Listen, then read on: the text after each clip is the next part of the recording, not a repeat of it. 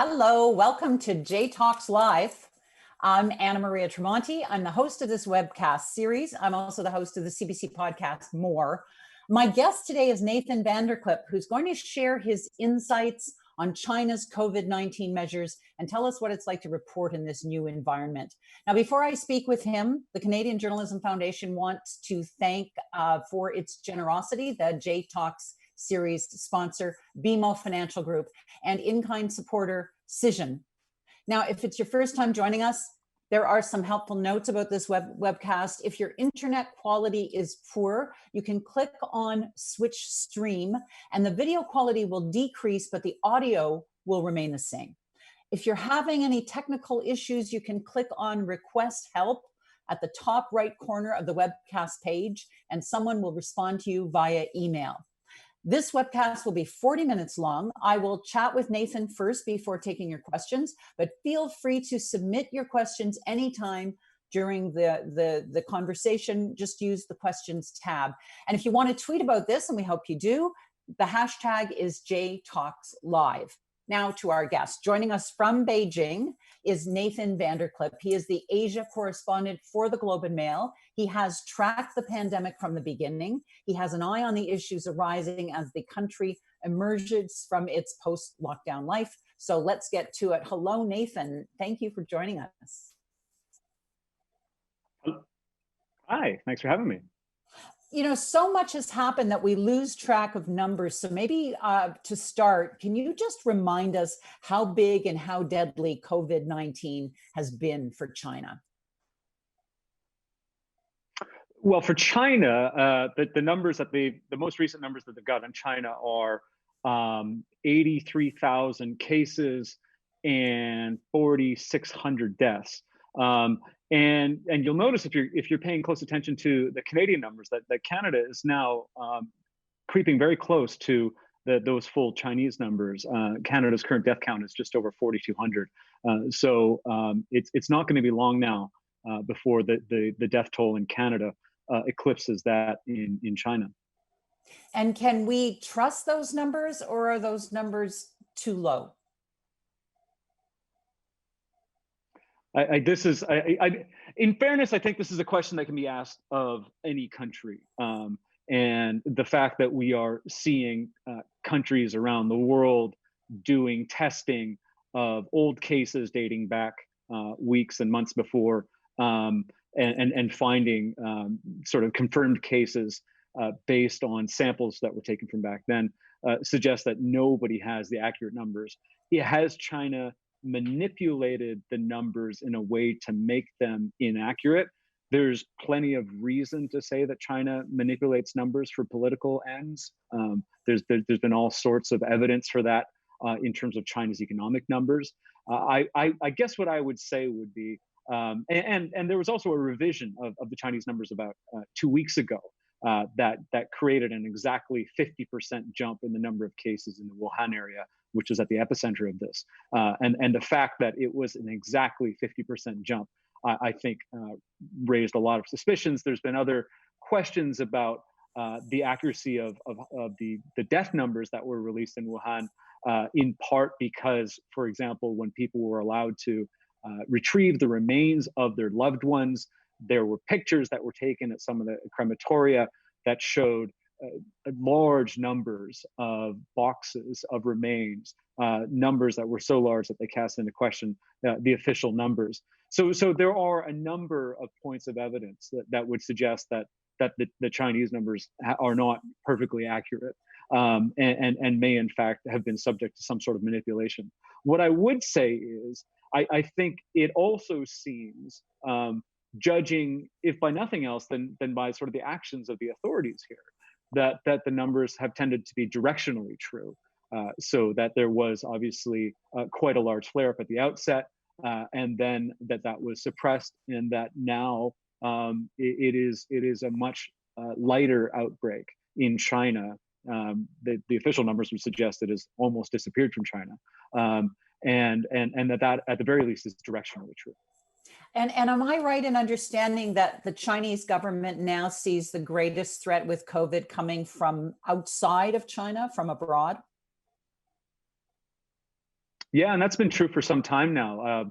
There's this language that's being used in China about imported cases, and many of those cases are in fact and have been Chinese travelers even from the outset. Chinese travelers or Chinese citizens traveling from other countries coming back to China. Now, all of the imported cases, or virtually all of them, are Chinese citizens because China, like many other countries, has banned entry of foreign citizens. So virtually, with the exception of perhaps a few diplomats and others in special circumstances, virtually the only people coming back to China right now are Chinese citizens. At the very height, remind us how extensive restrictions have been.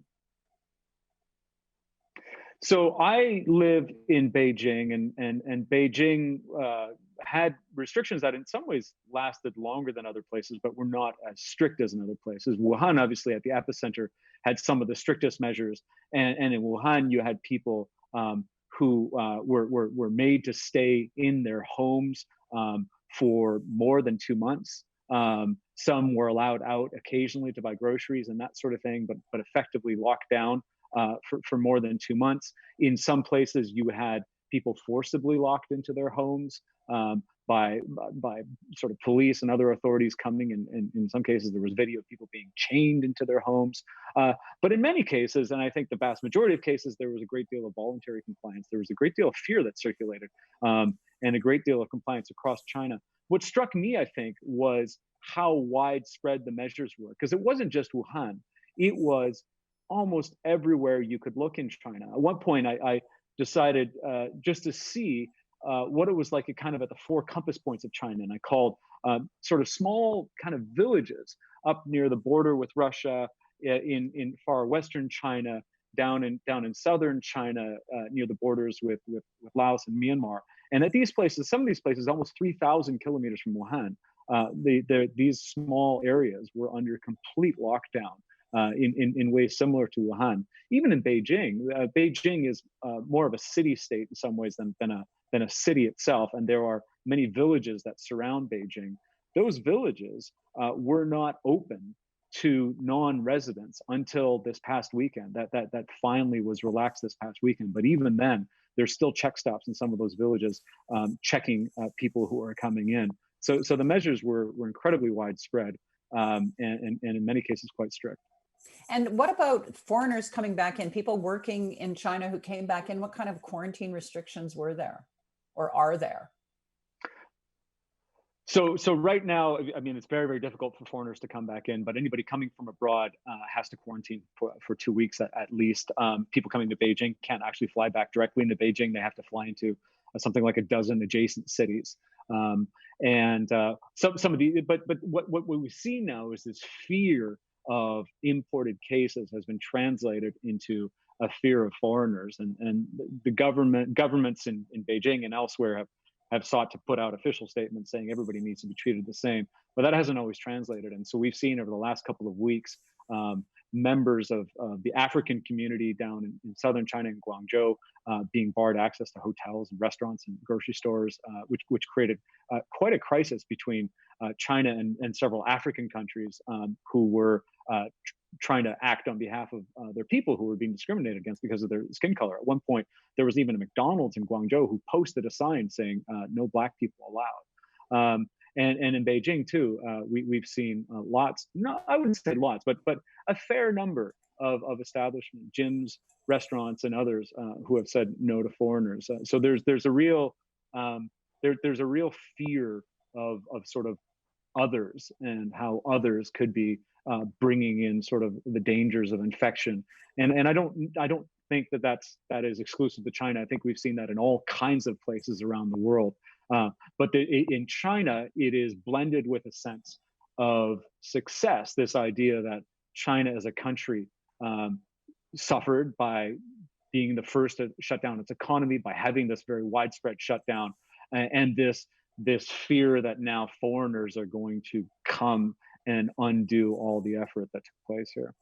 And in line with that, in terms of foreigners coming in, so when people have been quarantined, how much surveillance have they been under? Like, do they seal their doors? What do they do? Yeah, Yeah, literally. I have friends in Beijing who came in from abroad, and they live in a house with a front and a back door. They have a yard, but the doors of their house were taped shut, were sealed shut.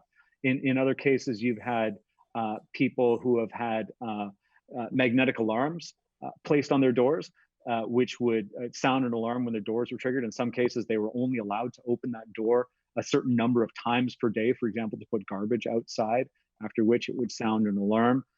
So there's been all sorts of different ways that have been used. In some places, cameras have been placed outside people's doors. Cameras that are equipped with sort of like sound surveillance technology that would sound an alarm and alert authorities if, for example, somebody opened their door and walked out. People who've been placed in hotels have been told they're not allowed to go out, not allowed to open their doors, this sort of thing. So yes, there's been a great deal of that. And so what is life like in Beijing now? What, like, how much has been lifted? What do you see? How do you live? All of that. Yeah, so and Beijing's strikingly normal relative to the rest of the world. It's an odd sort of normal. It's a controlled sort of normal right now, but it is much more normal than many of the places where people who are watching this might be right now. And so traffic's back. The smog is back. It's quite smoggy outside today. Many of the tourist attractions have reopened. Many of the restaurants have reopened. There are all sorts of restrictions, though. So, for example, this past weekend, which was a holiday weekend here, I went out to sort of an area in sort of where the Wild Great Wall, the unrenovated Great Wall runs through. And to go there meant going through check stops still, registering with police because we were spending the night out there. And if you go into even like a shopping mall, there's a place across the way from where we live here that has a number of restaurants in it. And if you go there, first of all, you have to show an app that shows a green code. If it shows a green code based on your recent travel and where you've been, et cetera, it will they'll let you in. But then there's actually a second app that you have to use to register your information, including your name, your passport, and your phone number before you can enter this area, even if you just want to run in and grab a quick bite to eat and leave. And you see that everywhere, this idea of registering and having temperature checks and that sort of thing.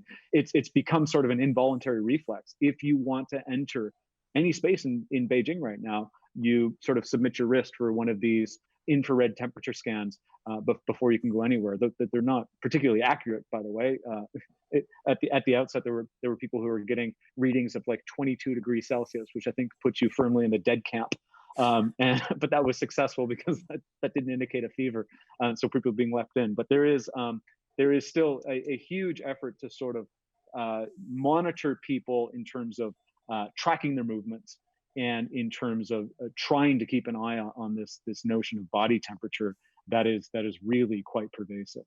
And in line with that, then talk to me a little bit more about the kind of surveillance, how open Chinese citizens are to having this happen, having these apps be used, or what else? Like, is this stuff kept? Can they be tracked on other levels?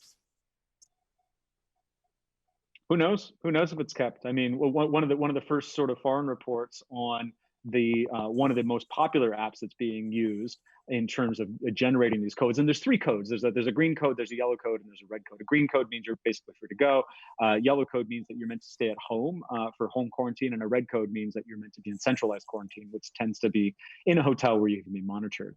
And the decision making behind how that code is generated is done effectively through artificial intelligence, which it collates a bunch of different information. It's not known exactly what criteria are used there, and I find that quite extraordinary, to be honest. You have decisions that are being made on people's freedom based on artificial intelligence. And at one point, about 3 weeks ago now, something happened. It's not clear whether it was a test or a glitch, but people in Beijing, foreigners in Beijing, woke up on a Sunday morning and checked their app, and it had gone yellow. And this appeared to be thousands of people, and it didn't appear to be targeted anyway.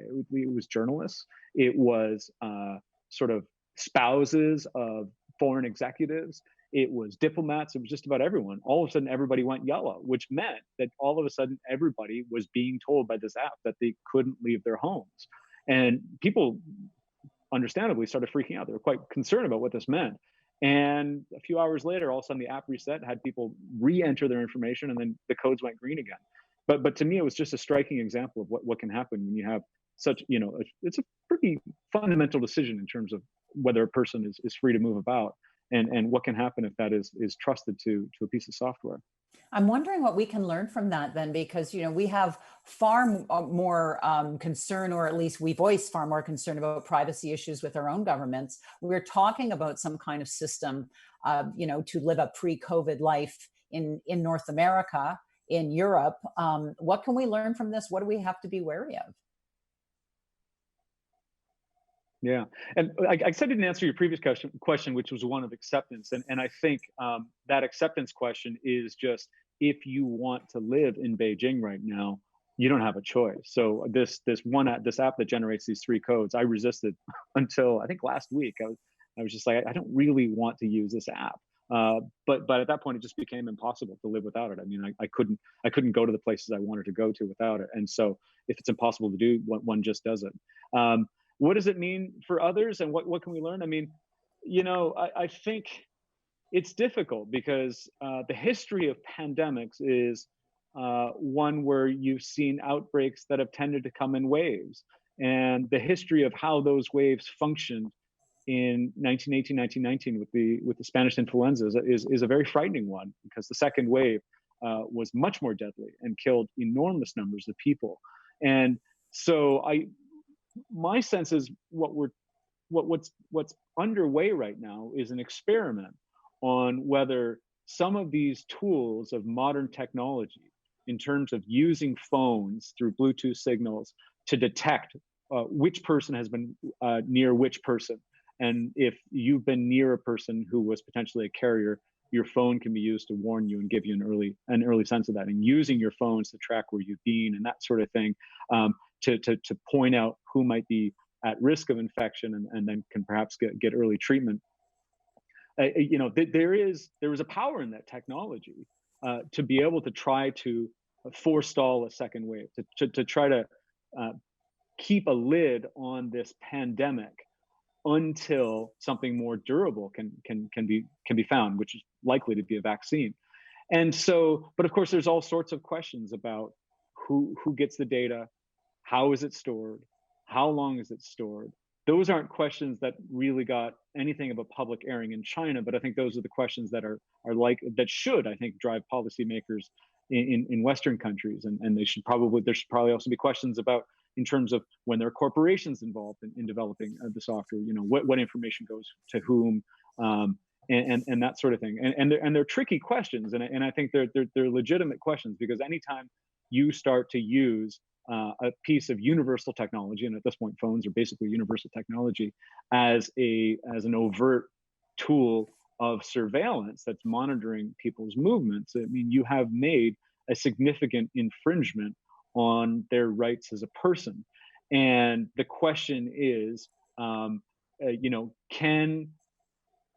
the majority of people accept that as a sacrifice in the name of broader health goals? And I would suspect you'd probably get a fair amount of agreement to that. But then how long is that going to last? And this question of how long it's going to last, I think, is a very critical one. And we talk about policy. We can't talk policy and pandemic without the real hard politics. You have reported that China sees itself not as a developing nation, but as a rival superpower. And I want to hear from you how that's driving China's international and domestic political approaches right now related to COVID. Well, it's one where you're seeing China take what I think is quite an extraordinary bold line, an extraordinarily assertive line in terms of pushing back at any narrative that would suggest that China was in some ways at fault for this.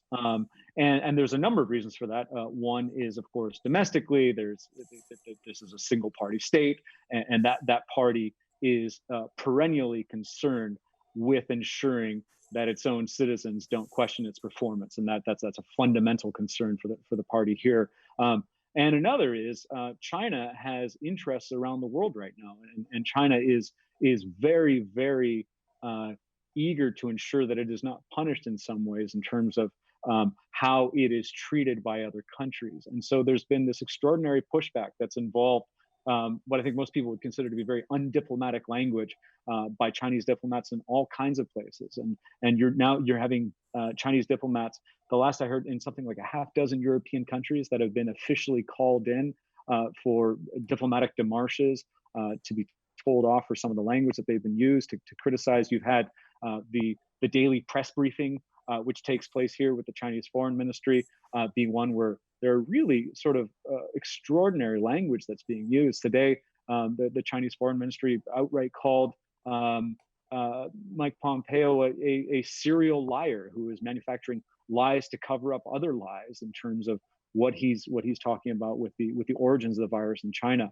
And so that notion of China acting as a country that will cede no ground to others is something that has been building in China, but has been given much fuller expression in the time of this pandemic.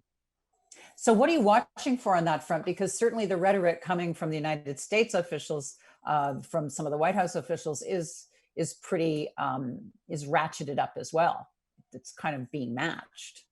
Yeah, hugely, and I think in some ways actually the Chinese rhetoric is coming because some of those in China who are speaking out are taking cues in terms of the ways of speaking that are being employed in the U.S. and that's being reflected back in China, and I think that's part of why you're seeing this. I mean, you have Donald Trump referring to the virus as and likening it to Pearl Harbor, which is extraordinary language, and so I don't know where this goes, and I don't know how it's even possible for this to become resolved because it strikes me that there aren't likely to be arbiters that are mutually trusted on this. You have China expressing full faith in the World Health Organization. You have the U.S. pulling funding for the World Health Organization and calling it China-centric. So the WHO, which otherwise might be seen as potentially an arbiter here, is unlikely to be able to play that role, because if it makes a conclusion on the origin of the virus, it's unlikely that China will accept that. If Chinese scientists publish work on the origin of the virus, there are going to be questions raised about that, because there have been instructions that have been posted that anything, even in scientific papers that describes the origin of the virus, needs to go through political screening before it's published, which of course places a great big question mark over any science on that subject that comes out of China. So all of these things are difficult questions in terms of looking at the origin of the virus. I mean, I think that's scientifically, academically, and certainly now politically important. I'm not sure it's all that important from a public health perspective. This virus is now all over the world and it's spreading domestically in all kinds of countries. But in terms of coming to that question of where did this start and why, I think that's going to be difficult to get any sort of consensus on that. Well, that's right in line with the next question. And we actually have Sarah Everts has written in with a question too, asking, is there any evidence or suggestion that the government is currently interfering in the work of the scientists studying COVID-19? But you're saying they have to, that their papers have to go through a government vetting. So how do we look at the things? How do we? Yeah, indeed. And I'm saying that's research related to sort of the origin of the virus. There is also a tremendous amount of research that's being done in China on, for example, vaccine development, and some of that's being done in very, very close coordination between companies and the government, and in fact the military, which is being involved with that as well. Yeah, it's a difficult question in terms of sorting out who to believe, what can be believed, and that sort of thing. I mean, I think that what we've also seen though is that we've also seen a number of links between, for example, Chinese scientists who have done extraordinary work and who have spent years, some of whom have spent years trying to study the origins of some of these coronaviruses. And we've seen links between those scientists and Western scientists. And I hope we can have some faith that if there's information that is being censored in China, that it will find a way out. But we're seeing a significant government response here in terms of the way news is being scrubbed from the internet. Even the European Union published a piece which was, relatively anodyne, and it was censored in the pages of the China Daily. They removed a sentence in it about talking about the origin of the virus, and you've had the Chinese government barring people from speaking out critically about what took place, and sort of interfering, threatening people who are trying to sort of speak with lawyers about whether they can seek some form of legal redress over what took place in Wuhan. So there is an extraordinary effort by sort of this very capable authoritarian state to sort of repress anything that might look like questions about sort of the competence of the response, or questions about holding people accountable through means other than those that are officially sanctioned. Given all of that, how do you sort through fact and fiction? How do you gather the information you need to get? How difficult is that for you? Yeah, it's very difficult. It's very difficult, and I think I suppose one of the things that we can do as journalists is try to look for microcosms and hope that they can reveal something. So at a few different points along the way in this pandemic, I've just chosen an area. So when China was in the early stages of claiming that it was reopening its economy, the rhetoric was way ahead of reality on that. And so I just chose an area in southern China where there was a lot of factories, and looked on maps, found that the names of companies there, and started called 20, 30 factories, and found that only 2 of them had reopened. So I think that's one way to try to get an insight into it. I think one of the areas, you were asking about numbers earlier, my feeling is that one of the areas where the numbers are perhaps the least trustworthy, the official numbers are perhaps the least trustworthy right now, is on unemployment, because I think the hit to people's livelihoods has been much, much greater than China has been willing to let on, in part because the stakes are so high. If there's an acknowledgement that large numbers of people are out of work, and there are non-official estimates that it's between 70 and 80 million people have lost work, which even in a country the size of China is a huge number of people. And sort of look at that, I've done work where I've sort of made calls in certain areas to different companies and different retailers to try to get a sense. And when you hear from a few people that, they've gone from what was perhaps a workforce of 9 down to a workforce of 2, and companies haven't reopened after this, I think it starts to help paint the picture that things perhaps are worse than the official data would let on. And can China have an economic ramping up and recovery without the global connections for so much of its economy? I mean, it can have an economic restart, of course. I mean, it's a very, very big market here. So there's a tremendous amount of domestic demand. But China's not known as the world's factory for nothing. And any recovery in China is necessarily going to be anchored and fairly heavily anchored if countries around the world aren't bouncing back, and if that global demand isn't also bouncing back. But it's a big domestic economy, and when you go from almost a thorough halt back to what is an increasingly robust restart, you're of course going to have much better economic performance than you did when things were all stopped. You've been there since 2013. As you cover this pandemic, did you learn something about China that surprised you, that you hadn't quite registered until the pandemic? Yeah, I mean, I think for me, there was a window right around the time that Wuhan was put into lockdown on January 23, and you'll remember how shocking that was, because this idea of locking down a whole city and then effectively locking down a whole province, Hubei province, was really shocking at that time. And of course, we've now all come to accept that as kind of normal. I mean, Italy locked down effectively a whole country. But in that time, when there was clearly desperation, when hospitals were being overwhelmed, where there were images circulating of people out on the streets with IV drips, just sitting on sidewalks with IV drips because there was no space for them in hospitals, where the numbers of healthcare workers that were being infected were going up very quickly, all these sorts of things. And then, of course, then you had the death of this doctor, Li Wenliang, who had been someone who had communicated on WeChat with some fellow doctors about, worrying cases of a new virus, a new SARS-like virus, and then was brought in by the police and made to sign an apology, et cetera, et cetera. His death sparked a national outcry over censorship and sort of the ways that truth was sort of bullied out of existence. And in that, there was cracks, in fairly significant cracks that developed in sort of the veneer of official information. And for me, I mean, as a journalist, that what you are reading is in the news, what you're seeing in the news, what you're hearing in the news in China has been approved. It's official news. It is the news equivalent of press releases in many cases. It's officially sanctioned.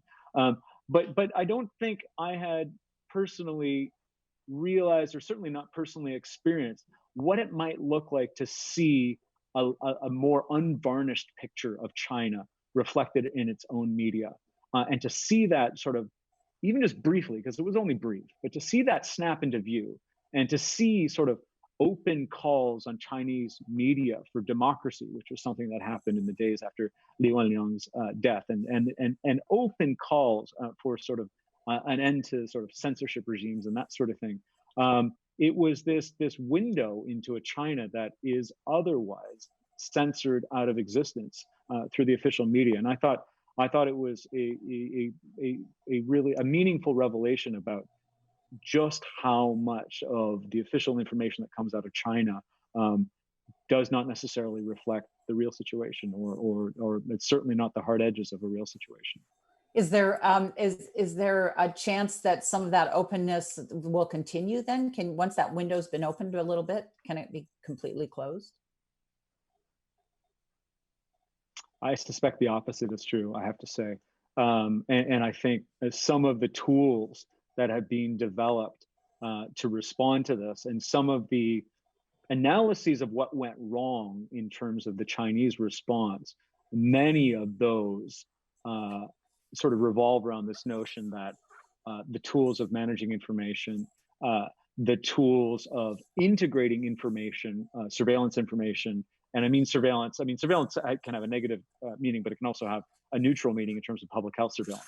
But in integrating different forms of surveillance information to give a better image to authorities of what's going on, there's been a lot of work even in terms of facial recognition technology. There's a huge scramble by some of the companies working in that area to try to buttress their algorithms so that they do a better job of identifying people who are wearing masks. And that, of course, is only going to strengthen the skill of those systems at identifying people and tracking them.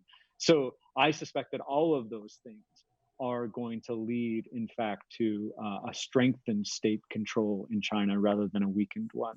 And I think at the outset, sort of in those early days, my feeling was that it was likely also to have strengthened dissatisfactions with that system.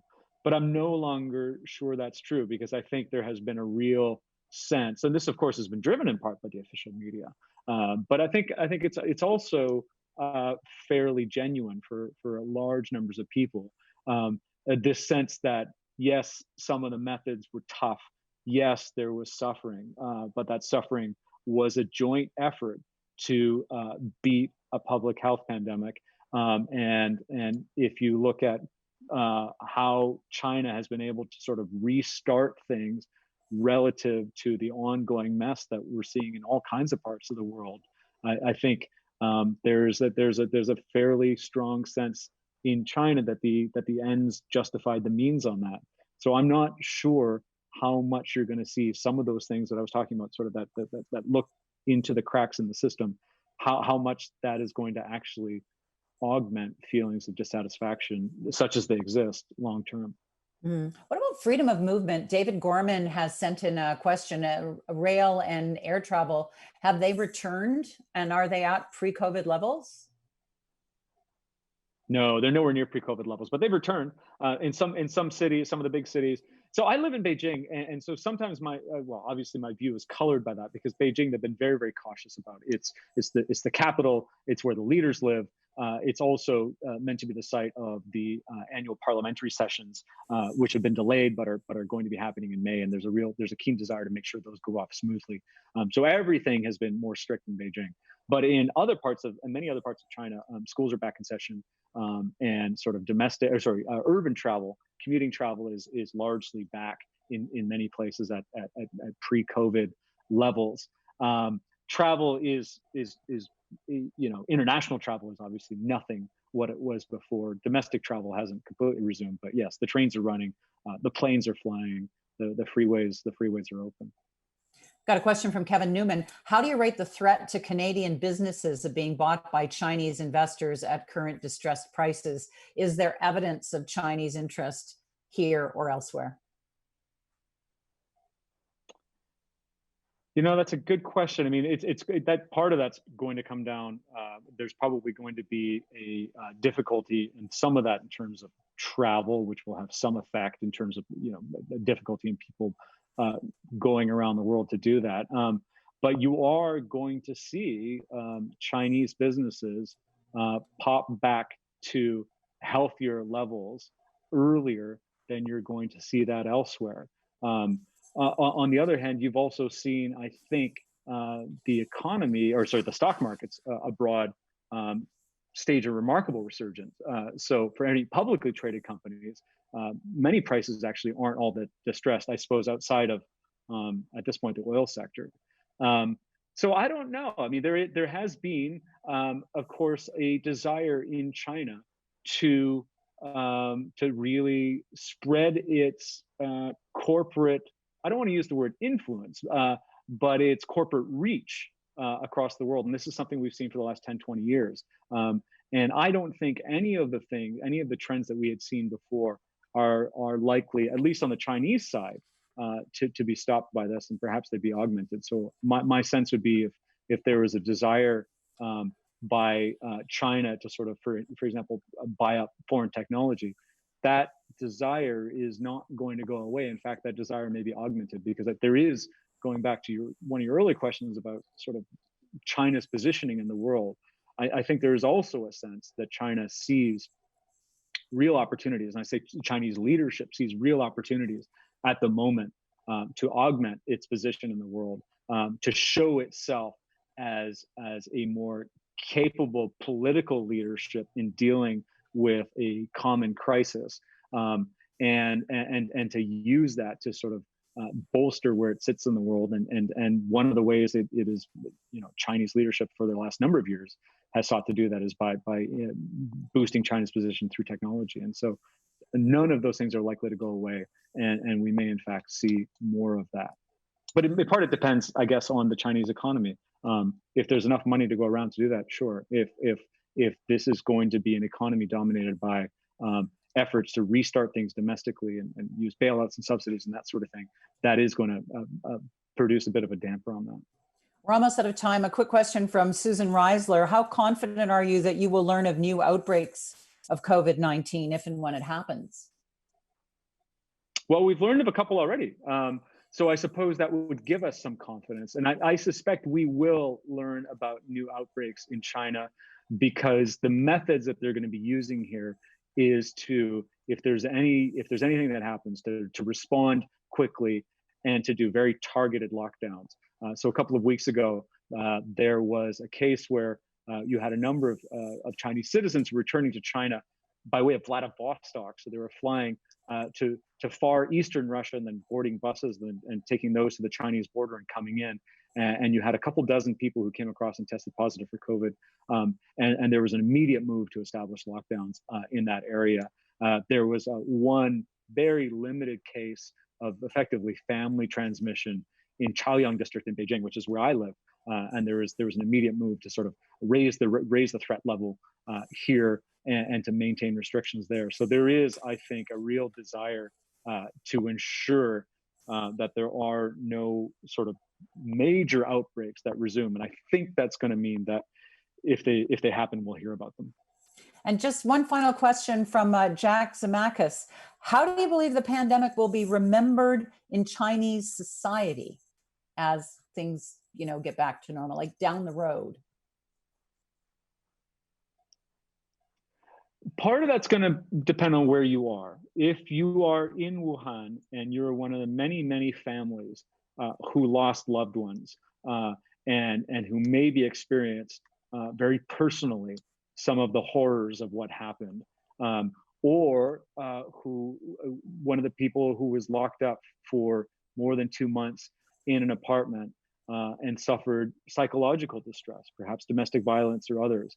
I think you're likely to have difficult memories in the way people in China have difficult memories of other events in history that have been largely covered up here, like the Cultural Revolution and others.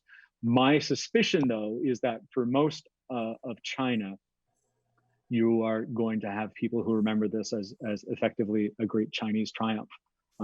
And one of the things that I've been trying to sort out is what this means as far as exactly this question, how this is remembered. And I suspect it's going to, in official terms anyways, be remembered as a moment where China proved its competence vis-a-vis the rest of the world.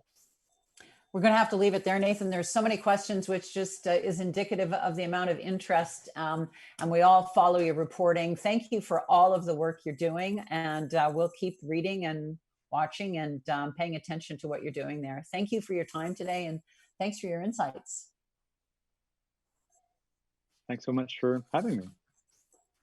Nathan VanderKlippe, the Globe and Mail Asia correspondent. Thanks everybody for watching. If you want to see some of our upcoming webcasts, next Thursday on May 14th, Ian Hanaman Singh will join me. He hosts CBC Television's The National from Vancouver. He's going to talk about the challenges for broadcast journalists reporting on COVID-19 and offer a view from BC, which is different from other parts of the country, of course, and it just gives us another perspective on how BC is doing things, and he can sort through that for us. On May 21st, I'll be joined by Chantal Hébert, political contributor to the Toronto Star and the At Issue panel for CBC's The National, to talk about Canadian leadership in response to the pandemic.